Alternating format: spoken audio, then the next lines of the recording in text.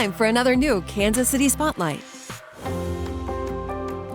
Taking a tour through human evolution. A new exhibit here at the St. Paul School of Theology takes a look at answering the question, what does it mean to be human? We're here at the St. Paul School of Theology, and I am joined by Nancy Howe. You are a professor here, That's right. And we're in the middle of this new exhibit, which is really, really cool. So tell me a little bit about where this exhibit came from. It comes to us from the Smithsonian's Natural History Museum, and it's sponsored by the American Library Association.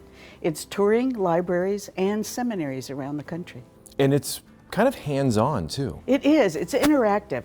Obviously there are panels around us, but there are interactive kiosks, there are replicas of skulls you can actually interact with and turn around and compare. And if you love statues, we have one here of a Neanderthal mother with her child. Oh, absolutely. So what are some of the ways we can interact with what we have here at these kiosks? The kiosk let us choose topics we're interested in.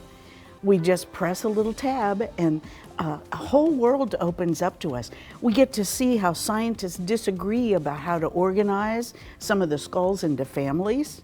We get to see how to compare skulls, like the size of cheekbones or how to tell they're male or female, things like that. So what have you learned since, you've known a lot before this arrived, but what has surprised you and stuff that you've learned? Okay, I've learned about the old timer who is on that particular panel.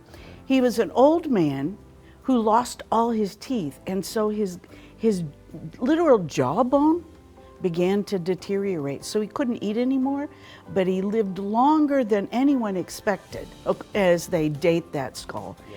And you know what? It tells us that his social group took care of him. They made sure that he could get the nourishment he needs.